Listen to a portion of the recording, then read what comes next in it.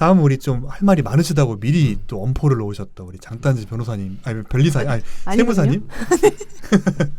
네, 한 번씩 다 불러보고 싶었어요. 네. 네.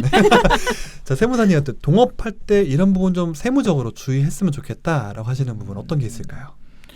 일단 동업 뭐 공동으로 하신다고 했을 때 이제 개인과 법인 좀 차이가 있는데요.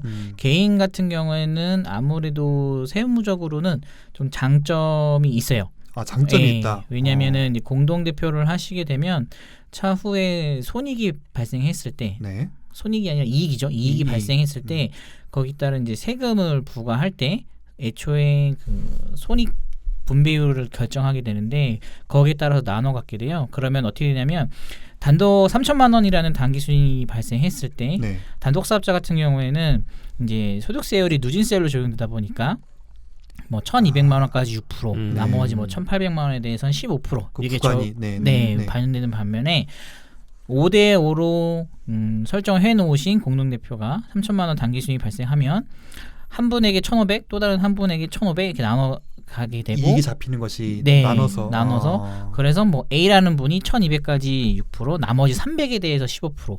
또 B라는 분도 1,200까지는 6%, 나머지 300에 대해서 15%.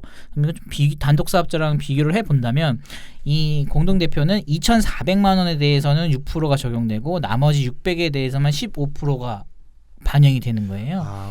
그러면은 이제 단독은 1,200까지 6%, 1,800에 대해서 15% 되니까 여기 단순 비교만 해 보셔도 여기서 이제 세부적으로는 절세 효과가 이제 발생하는 게 있는 거죠. 근데 물론 이 부분뿐만 아니라 나중에는 뭐 국민연금이나 건강보험료에도 동일하게 반영이 되기 때문에 실제 체감되는 금액은 더 크다고 보실 수가 있어요.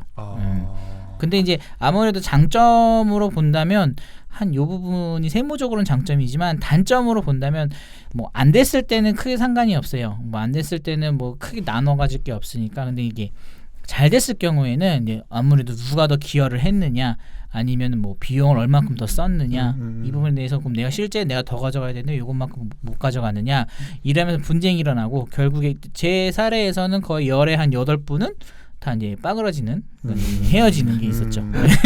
빠그러지는. 네. 오히려 세법적인 용어가 나왔습니다. 또 잘 됐을 때는 그래도 안 됐을 때는 또 그런 것도 있었어요. 아까 진희 변호사님 말씀하셨는데 안 됐으니까 본인이 3천 투자했는데 그걸 다 돌려받기를 원하시는 거예요. 근데 이제 그때는 뭐 동업계약서가 따로 있지도 않았고 그래서 그때는 두 분이 합의하셨던 거는 그간에 이제 손실봤던 거 만큼 이제 공동으로 안분하고 나머지 금액만 가져가시고 남은 분이 이제 인수하는 방식으로 손실을 공동 분담하고. 네, 그래서 그래서 결국에는 동업계약서가 있으시면 좀 정리 같은 부분은 간단하고 잘 됐을 때도 역시 동업계약서가 있어야만 분쟁이 깔끔하게 해결된다는 게 있고요. 개인 사업했을 때 공동으로 하게 되면 그렇게 세무적으로. 네, 그래서 저는 오히려 공동으로 하실 거면 개인보다는 법인으로 하실 것을 조금 권해드려요. 네, 물론 관리가 잘 되면 개인 사업자를 하셔도 상관은 없는데 아무래도 법인으로 하시게 되면 서로 주식으로 지분을 결정을 하게 되고 거기에 따라서 본인들이 가져가는 쉐어 부분에 대해서는 급여로 처리가 되니까 그 부분만큼만 가져가고 아무래도 법인 명의 카드를 쓰시는 것과 개인 명의 카드를 쓰시는 거는 아무래도 명확히 차이가 있어요. 조금 더 구분이 명확하게 들어가는 게 법인 명의 카드이고 법인은 사업용 계좌를 반드시 쓰게 되어 있기 때문에 거기서 나가는 지출 금액도 다 파악을 할 수가 있어요. 조금 더 투명한 부분이 있는 거죠. 그래서 저는 오히려 개인 사업자보다는 법인 사업자를 공동으로 하실 때는 추천을 드리고 있습니다. 여기에서 좀 궁금한 게 네. 세무적으로는 좀 이슈가 있을 것 같은데 특수관계인 네. 그러니까 부부가 네. 공동 사업을 했을 때 네. 지금 말씀하신 것들이 적용이 되나요? 그건 다 동일하죠. 그거 자체는. 네. 근데 아마 부부간에는 거의 분쟁이 그렇게 일어날 정도면 이혼 사유가 발생할 따름이기 때문에 거의 남남으로 진행이 되지 않을까. 네. 그 특수관계는 오히려 그 특수관계인들이 그 특수관계인 거를 가지고 본인들이 유리한 이점을 좀 활용을 할 때 좀 사용되는 거라 조금 지금 말씀드린 좀 약간 구분지어서 볼 때랑은 크게 상관은 없을 것 같아요. 지금 말씀하신 게 그 스타트업 관련해서 공동 창업을 생각하시는 분들이 가장 이제 힘들어하시는 부분들이 이제 세금적인 부분이거든요. 음. 돈에 관련된 거는 아무래도 좀 민감하기 때문에 그렇죠. 아까 말씀하신 내용이 좀 많은 도움이 될 것 같아요. 아, 그게 다예요? 네, 잘하셨습니다.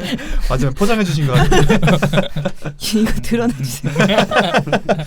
근데 하루 가급적이면 종일, 네. 근데 공동은 안 하시는 게 좋을 것 같아요. 개인으로 했을 때요. 뭐 개인도 그렇고 법인도 그렇고. 뭐 법인도 그렇고 음. 조금 부담이 되신다고 하더라도 제가 제 판단으로는 한 분이 주도적으로 가시고 다른 한 분은 뭐 사용인으로 고용관계로. 고용관계로 가시는 게 훨씬 깔끔하고 좋은 것 같아요.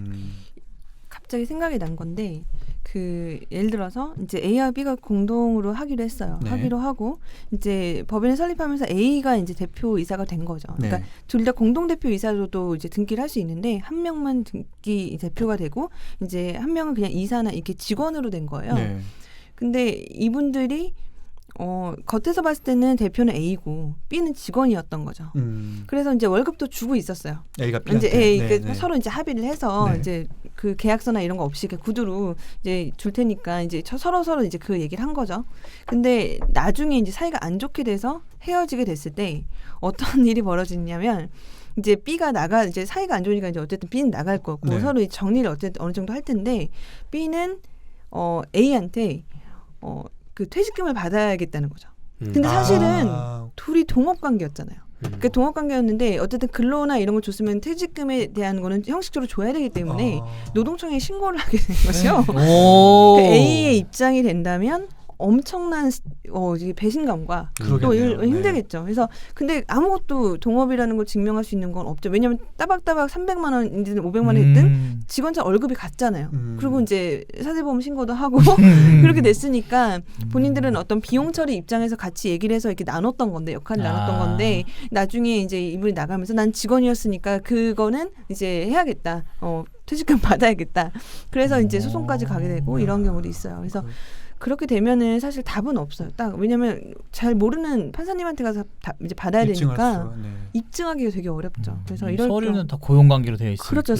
그러니까 이거는 A한테는 억울해도 B한테 어떻게 보면 유리하게 해석될 여지가 더 많은 거예요. 네.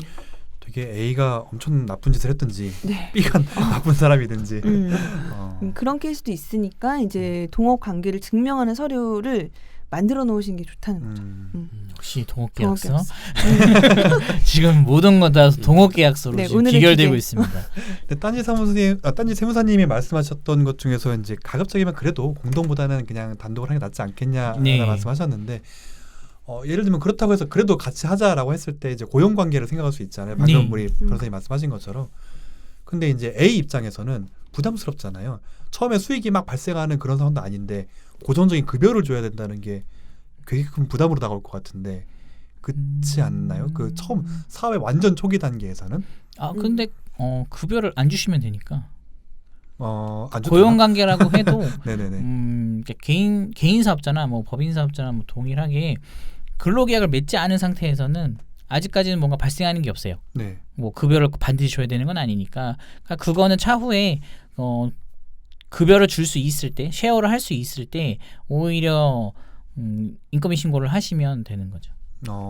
미리 굳이 먼저 하실 필요는 없어요. 근데 그 여기서 인건비 신고라는 게 그 사대보험을 말하는 건가요?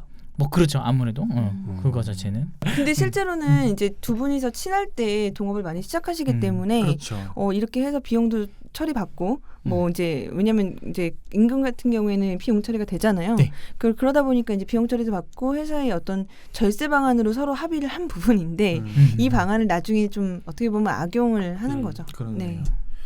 뭐 특허든 법률이든 세무든 제도적으로는 시스템적으로는 같이 하면 좋은 부분이 많은데 그렇죠. 제가 이해하기로는 맞아요. 근데 이것이 사람이다 보니 사람이 하는 일이다 보니 결국에는 너무 안 좋은 케이스가 너무 많이 나오니까 그러니까 돈이 안 엮이면 네. 제일 좋은데 그럴 거면 사업을 안 하죠. 그냥 자선 사업을 이게 돈이 엮이니까. 돈이 얽히니까. 근데 명확하게 하고 그러니까 투명하다면은 동업이 괜찮아요. 저희 같은 법인도 지금 7명의 세무사가 있는데 네. 결국에는 본인 사업을 본인이 하고 투명하게 나중에는 법인세 신고할 때는 이걸 다 합치거든요. 그러니까 이게 결국에는 법인이니까, 네. 투명하게 이걸 보여주고 내 파일을 내가 가져가는 어떻게 보면은 정확히 나눠져 있는 거죠. 이게 알게 모르게 음. 뭐 동업 계약서를 쓰지는 않았지만 어차피 본인에 대한 사업에 대해서 본인만 가져가고 나중에 법인세 신고하고 뭐 세금 내는 부분도 안분을 해가지고 다 투명하게 나눠 가지니까 문제가 없는 거거든요. 그러니까 결국에는 투명하게 하고 명확하게만 하신다면 동업 계약이 훨씬 좋죠. 아무래도. 그리고 정답은 없습니다. 장점만 이용한다면. 그쵸. 그렇죠. 뭐든지. 장점이에요. 동업 네. 네, 전략적으로 접근할 필요는 있을 것 같아요. 맞아요. 처음에 초기 창업가라면은 네, 그런 것들을 활용할 수 있는 제도 장치를 좀 많이 활용해가지고 네, 계약서도 활용을 하고 하면 좋지 않을까 생각이 됩니다. 근데 또 혹시 뭐 동업 관련해서 더 혹시 그것도 있어요. 네, 개인 네. 사업자 같은 경우에는 네. 사업자 등록을 하실 때 네. 동업 계약서를 가지고 가게 될 텐데 거기에는 인감 도장이 찍혀야 되고요. 각자의 인감 네, 도장이 각각 인감 도장이 찍혀야 되고 그리고 인감 증명서까지 첨부가 돼야만 사업자 등록증이 나와요. 사업자 네. 등록증에 2명의 이름이 나오기 위해서인 네. 거죠. 네네. 그리고 뭐 사업자 등록증에 표기가 될 때에도 대표자에는 뭐 A 외 1명 이런 식으로 나오고 그 네. 밑에 공동 대표자라고 해서 B에 나머지 이름이랑 뭐 주민번호 뒷자리는 뭐 별표 처리돼서 이렇게 나오고 있습니다. 그래서 원래 사업자 등록증을 낼 때 거의 뭐 인감 증명서랑 인감 도장까지 필요하지 않고 대부분 신분증만 있으면 되는데 일반적인 사업자 등록 시에는 네, 네네. 근데 동업 계약을 할 때에만 그러니까 동업부 공동 대표로 할 때에만 그때에만 이제 인감 증명서랑 인감 도장까지 그리고 차후에 뭐 정정이라든가 아니면 뭐 해지를 해서 공동 대표를 다시 빼는 네. 상황이 벌어질 때에도 인감 증명서랑 인감 도장이 다 필요합니다. 네, 아무래도 거기 예민한 부분이다 보니까 세무서에서도 그건 조금 더 확실한 서류를 이제 받고 있는 거죠. 그래서 나중에 헤어지려고 하셔도 그 다른 분이 도와주지 않으면 그러니까 인감 도장에 인감 증명서 안 주면 뺄 수가 없어요. 사업자에서. 서류 작성 자체가 안 되니까. 네네네. 그 그러니까 여기 당연히 이제 포함이 되어 있겠지만 그 동업계약서에 세무적으로는 반드시 이걸 써야 된다는 그런 내용이 있다면 뭐 이렇게 손익 분배율 이 정도가 될까요? 네, 세무적으로는 필수적으로 들어가는 게 상호랑 그다음에 뭐 어느 분들 이름하고 주민번호 어느 분들이 하고 있는 건지 그리고 손익 분배 약정 비율 그 정도까지만 들어가면 되고요. 나머지는 자유롭게 쓰셔도 됩니다. 네. 지식재산권 쪽이 아니라 네. 동업을 해봤을 때 좀 개인적인 느낌은 이랬어요. 그러니까 가장 중요한 건 약간 우선순위에 달린 것 같아요. 그러니까 이 사업을 이 공동 창업자들이 얼마나 우선순위를 두고 있냐, 이게 어떤 단순히 취미냐, 아니면은 진짜로 뜻을 모아서 같이 하려는 거냐, 이제 이게 가장 중요했던 것 같고, 물론 개인적인 친밀도와 이제 그런 것도 있지만, 이제 그런 것도 있었고, 또 하나 느낀 거는 동업이지만 굉장히 그런 아름다운 민주적인 거는 생각보다 잘 안 굴러가는 것 같아요. 그러니까 저는 대표였었기 때문에 굉장히 모든 안건 하나하나를 좀 이렇게 같이 논의를 해보고 의사결정을 하는 거였는데 근데 그게 생각보다 정말 사람마다 생각이 다르기 때문에 대표가 그거를 약간은 지배적으로 가져가야 되는 것 같더라고요. 그러니까 지분도 뭐 이것도 여러 이제 이견이 있지만 뭐 한 80% 이상은 이제 대표가 가져가고 지배 의사결정 같은 것도 그냥 약간은 조금 더 강압적으로 좀 강압적인 건 잘 모르겠지만 그러니까 그렇게 돼야 약간 동업의 실질적인 게 좀 어떤 확률상으로는 좀 많지 않을까. 정말 민주적으로 가는 데도 있긴 하겠지만 그런 생각이 들어요. 정말 대등한 위치의 동업은 쉽진 않다. 쉽지 않아요. 네. 진짜 쉽지 않죠. 예전에 뭐 그런 것도 본 것 같아요. 그러니까 막 위계질서가 너무 강한 조직이 너무 싫어서 나와서 스타트업으로 이직을 했는데 젊은 꼰대가 있더라. 야 여기도 어쨌든 회사라는 건 똑같구나. 뭐 그런 뭐 나랑 좀 비슷한 것 같은데. 네. 약간 그런 거 있잖아요. 질량 보존의 법칙. 갑자기 그 단어가 생각이 나요. 네네네. 그렇죠. 어디 그러니까 가나. 근데 그 사람 역시도 지금 변호사님 말씀하신 비슷한 것 같아요. 결국엔 조직을 운영하고 어떤 사업체를 운영하는 데 있어서는 결국에는 그쪽으로 또 가는 게 아닌가 하는 생각이 들기도 하네요. 근데 또 혹시 우리 뭐 더 추가하실 말씀이 있을까요? 우리 정말 되게 민감한 화두이기도 하고 어떻게 생각하면은 네 그리고 또 실제로 많은 분들이 겪고 있는 고민일 것 같아서 이렇게 첫 번째 주제를 한번 다뤄봤습니다. 네, 그럼 오늘 방송은 여기서 한번 정리를 하면 좋을 것 같습니다. 우리 각자 이렇게 정말로 본 주제로 첫 회였는데 돌아가면서 한번 오늘 어땠는지 한번 소감 한번 들어보고 마무리를 하는 걸로 하겠습니다. 네, 제가 먼저 말씀을 드릴게요. 예. 어떤 특정 주제에 대해서 얘기하니까 저희도 법률적인 부분은 그래도 알고 있었는데 어떤 지식재산권이나 세무적인 부분까지도 평소 알고 있었던 그런 궁금증이나 이런 것보다 더 깊게 좀 디테일하게 질문이 나오는 것 같아서 이렇게 이해가 조금 더 많이 됐던 시간이었던 것 같고요. 네네.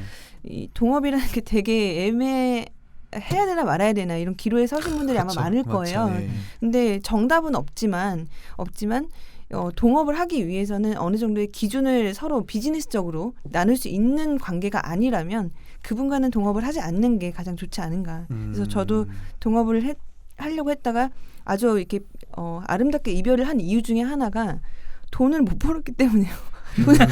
돈을 전혀 못 벌어서 그냥 그 도메인 좀 사고 네. 뭐 그런 비용 막 만났을 때 뭐 커피 먹고 뭐 이 정도 그 정도였던 네, 네. 것 같아요. 그래서 네. 그런 게 있는 상태에서 헤어지니까 이제 자연스럽게 아름답게 이제 마무리가 됐지만 그때 논의됐던 것도 이제 서로 네이밍을 했던 부분이 있는데 그건 또 누가 가져갈 거냐 이런 얘기가 약간 있었거든요. 아, 네, 충분히 있을 법한. 예. 네. 근데 그냥 아무 돈을 못 벌었으니까 그냥 되게 편하게 양보하고 서로 네가 가져라, 네가 가져 얘기를 했는데, 그러니까 이게 돈을 벌기 시작하면 그때부터 이제 보이기 시작하는 거예요. 그래서 맞아. 그런 동업계약 작성하시는 게 부당한 거를 요구하는 게 아니라 그 정도의 관계가 유지되는 분과 이제 꼭 반드시 하셔야 될 것 같고, 참고로 이제 저희가 그 로핏이라는 블로그를 운영하고 있는데, 로핏 블로그. 네. 네. 그래서 이제 네이버에 로핏을 치시면 이제 블로그로 들어가실 수 있는데 네. 거기 들어가게 되면 오늘 말씀드렸던 동업계약에 관련된 내용이랑 그다음에 세무적인 그런 부분, 그다음에 지식재산권 부분에 대해서도 좀 동업 관련된 부분들이 좀 있어요. 네, 그런 네, 부분들을 좀 참고하시면 좀 도움이 되실 것 같습니다. 네, 지금 내용은 제가 이게 본 방송 본문 링크에 같이 남겨드리도록 하겠습니다. 네. 네. 자, 다음은 세무사님 어떠셨는지. 예, 저도 뭐 세무적으로는 이제 동업이 뭐 좋다, 뭐 실무적으로는 안 좋다, 단순하게 이렇게만 알고 있었는데 투명하게만 하시면 같이 하는 게 절대 나쁘지 않고요. 분명히 그 부분에 대해서도 시너지 효과가 일어나면 오히려 장점이 더 많으니까 투명하게 하시고 모든 것은 동업계약서로 귀결된다. 꼭 변호사님과 상담 후에 완벽히 작성하실 것을 추천드립니다. 네. 많은 걸 배웠습니다. 네, 감사합니다. 자, 저 얘기 안 했는데. 네네, 출입. 걱정 마세요. 끝내는 줄 알고. 준비하고 있었는데. 네, 마음껏 하십시오. 네. 일단 동업은 확률적으로 깨질 거라고 생각을 해요. 높은 확률로. 네, 높은 확률로. 네. 근데 다만 이제 여러 가지 이유로 이제 깨질 수 있겠죠. BM이 바뀌든 피봇이 돼서 이제 BM이 바뀌든 어떤 개인사가 있든 이제 많이 이렇게 뭉치고 깨지고 이런 것들이 많을 텐데, 그러니까 그런 것들을 이제 통해서 약간 인사이트를 얻는다고 생각을 하고 그 안에서 내가 다음 동업 때는 어떻게 해야 될까? 또는 이렇게 할 바에야 그냥 내가 어떤 스킬을 이제 습득하겠다, 이제 이런 식으로 내공이 쌓이실 거라고 생각을 해요. 그래서 그런 내공이 쌓인 다음에 이제 모이는 또 하나의 이제 동업은 또 성공적인 동업이 되지 않을까라고 생각이 됩니다. 네, 어떻게 경험에서 나온 되게 진솔한 이야기가. 네. 네, 저 같은 경우에도 지금 현재 뭐 창업을 준비하고 있는 준비자이다 보니까 되게 많이 와닿았는데요. 되게 아이러니한 것 같아요. 되게 좋아. 동업하면 되게 좋은데 사람이다 보니, 돈이 있다 보니, 네, 근데 되게 힘들 거야라는 부분이 있고, 우리가 학창 시절에 특히 경험하고 또 뭐 학창 성인이 되고 나서도 경험하지만 사람이랑 헤어지는 건 언제나 힘들지 않습니까? 네, 그것이 뭐 비즈니스 관계여도 그런데 어쨌든 그런 것들을 불가피하게 피할 수 없으니까 좀 제도적으로 많이 준비해야 되지 않을까 하고 많이 배웠던 방송인 것 같습니다.